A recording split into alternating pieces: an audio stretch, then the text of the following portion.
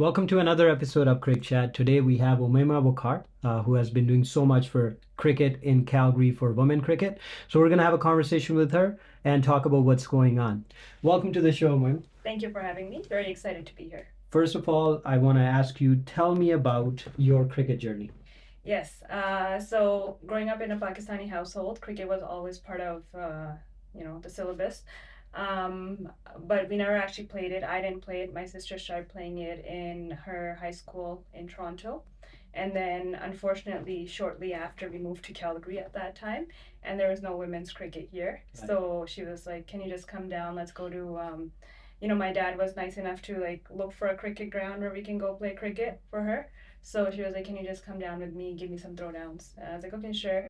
And that's kind of where it all started. I had no interest in cricket at that time, but for her, I was supporting her. She got to start playing like games with like the junior boys at that time, and I was just there for support. And then as I was understanding the game and just being there all the time for her, it just became the game actually grew on to me. And then yeah, then I was like, okay, I wouldn't mind picking up a bat, but I was never really that good at batting. It was more like bowling. I was a natural bowler. Right. And then I just picked up the sport. I really liked it, and it just turned into a passion for the both of us, and we just kind of like went from there. You've been a player, a captain, and now a certified coach in Calgary. Which is your favorite out of the three? I would say the coaching part is the best. Just because one, you're teaching what you've learned. So, anything that I've learned throughout the 15 years of playing cricket, I'm able to like teach these girls and women that don't know how the sport. Like I'm able to teach them. I'm able to help around with the ones that already know cricket, just help them improve their skills. And you just learn so much from them as well. Wow. And when I was growing up and playing cricket, there was no women or female representation, whether it was like as an athlete, whether it was coaching officials, or even just sitting on the board at any of these leagues. So I made it kind of like my mission to be one of those representations for these girls that have a vision to become cricketers or be in the field of cricket. That's Yeah. amazing. That's amazing. So you've gone on a few cricket tours Yeah. with the girls. Yeah. Can you tell me about your experience? Yeah, so it's been a great experience, like a lot of exposure to the game, and you learn so much, especially when you're playing outside of your home ground. I played in BC, in Toronto, and then I think one of my most memorable one was in the US just last year. I wasn't playing from any like Canadian born or Western born team. I was playing from a team from the University of West Indies, and that team consisted of players from the U19 national team for West Indies and the international team.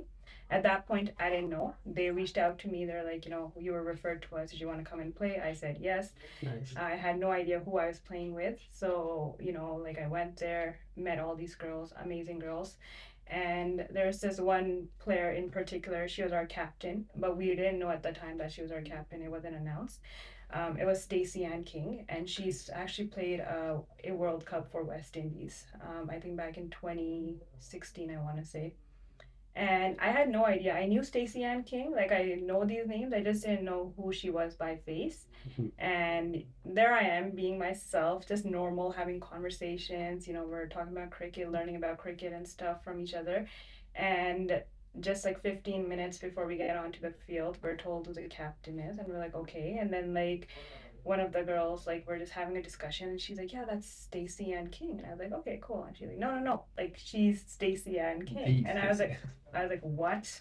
And then I did a little bit of Google research, and I'm like, oh my God, yeah, she looks exactly like her. Oh, that is her. So that was very nerve-wracking at first, but then the amount of knowledge that she had and just what I learned from her in that tour was amazing.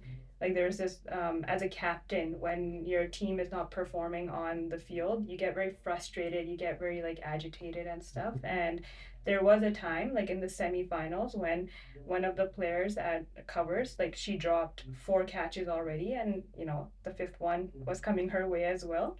And our captain was very like calm the whole time. And when like the fifth one dropped, I knew, I was like, she's going to have some sort of reaction. Either you're going to have a gesture of like, come on, or something like that.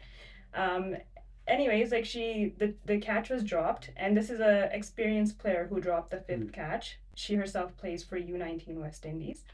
And I look back and I just look at, what the captain's reaction is. She looks down and she just starts laughing That's uncontrollably. crazy.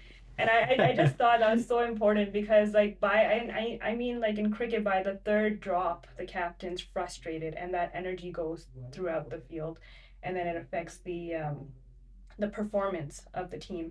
But the way she's just like, like what can I do? It's just not her day, get the next one. And surely she did get the next catch and it just turned into something very funny and something to bond over. But to learn how to be calm and not reactive on the field as a leader, as a captain, whether you're on the field or off the field, that's so important. And that's something that even though I already had it in me, but I really learned it from a role model like on that tour. What are some of the most challenging aspects of cricket so far?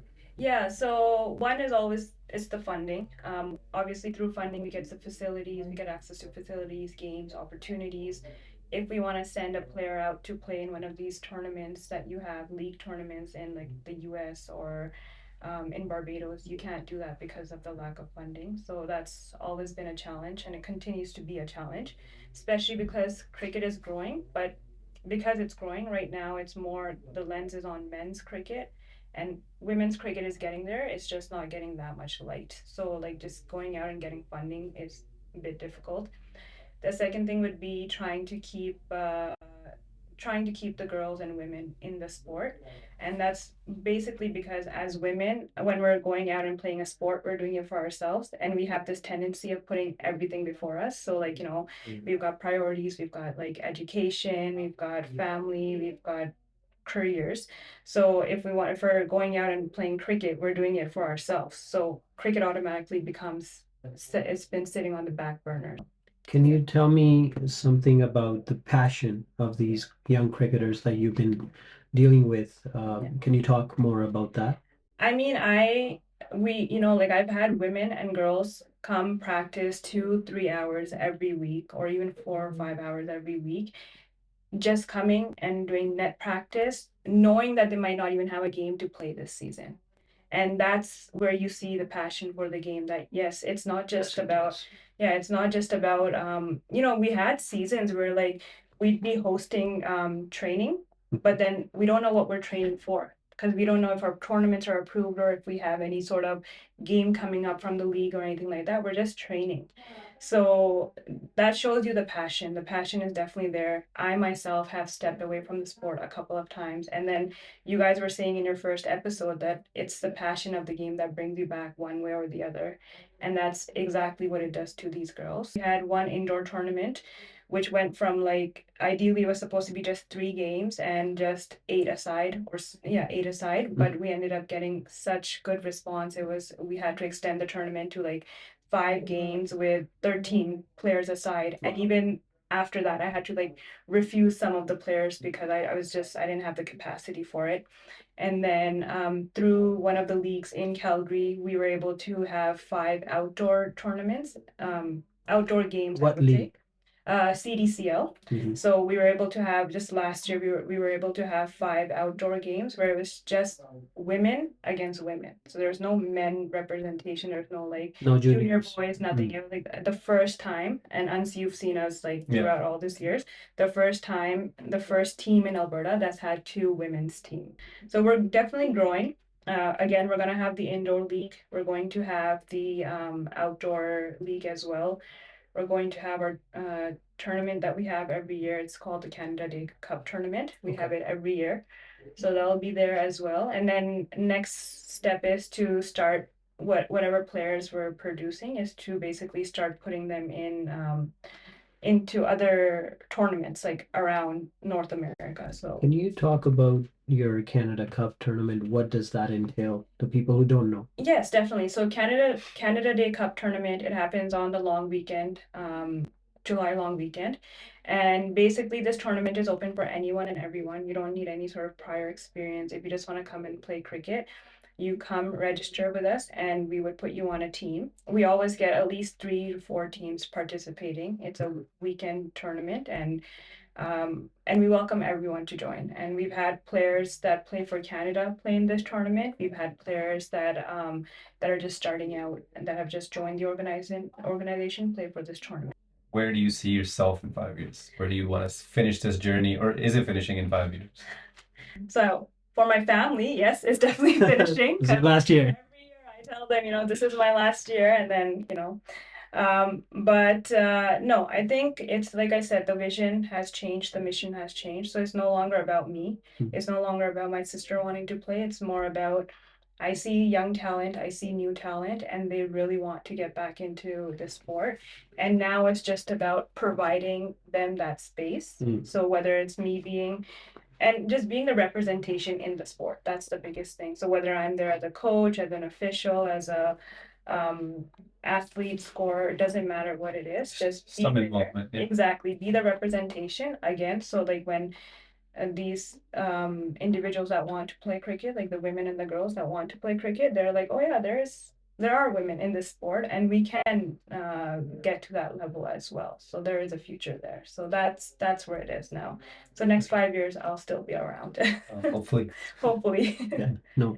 With that, we just want to thank you for being on the show, and we want to thank you for watching the show. Keep watching, subscribe to our YouTube channel so you can win a full kit